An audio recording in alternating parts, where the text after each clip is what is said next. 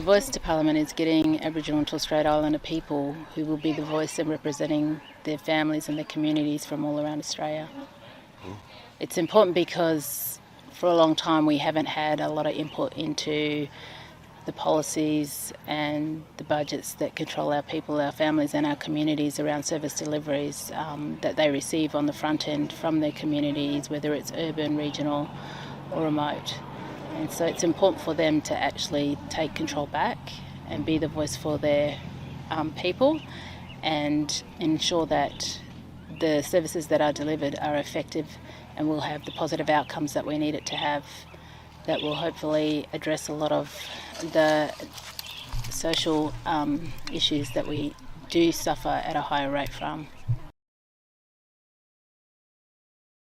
The communities they're all different, they're diverse, and so it's important for community engagement to happen with those communities because that would lead how you deliver certain services to them that works for them. And listening to their voice is important around how you do that. And then it's also their communities, what happens on the ground is different from other communities. So you can always change what that looks like, and that's what the voice will do. It's about that meaningful, respectful engagement to help the communities and to deliver those services in a way that they know will work for them because that's their families and their future, and it's also coming from their elders and what their struggles are and what they fought for to get justice for their people. For me, the advice I would give to my 7-year-old self was that there is hope for a better future. You might have to work harder than others, but it will pay off in how you build your knowledge, finish your education, opportunities open up, but it's also important for you to not forget where you come from and your struggles, because that is what's going to shape you and mould you, but also how you bring your families and your communities on those journeys who may not have those opportunities. Great. The future. It would mean for them, I think, to know that there is hope, there is light at the tunnel, even though they live in a world that might be more darker than light. But, don't give up. Our ancestors did it. They had the hardest struggle just for us to still be here on our land. We owe it to them to walk on their shoulders, always remember them, and always remember that without them we would not be here, and we owe it to them and ourselves and our future generations to lead the way into the future so that we are a part of our country, our Aboriginal and Torres Strait Islander culture, the oldest living culture in the world, is celebrated, and that will make us unique in comparison to other countries. So getting Australian people to join us in celebrating that and amplifying that across the world, I think would be amazing for them and strengthen who they are and feel proud of who they are. It's empowering people to know that what journey they want to take, the possibilities are there based on having that voice that helps them to deliver that, and know that, they could be the Prime Minister of Australia, they can be a doctor, they can be a nurse.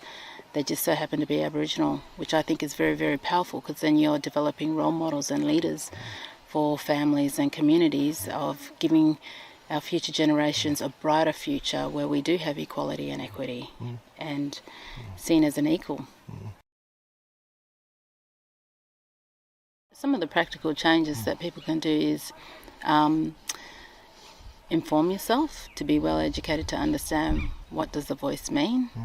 What does it mean to me? How does it support First Nations people, and what does it mean for Australia, and what that vision looks like of how we move forward to get reconciliation and help the healing of this country and unite the people in this country.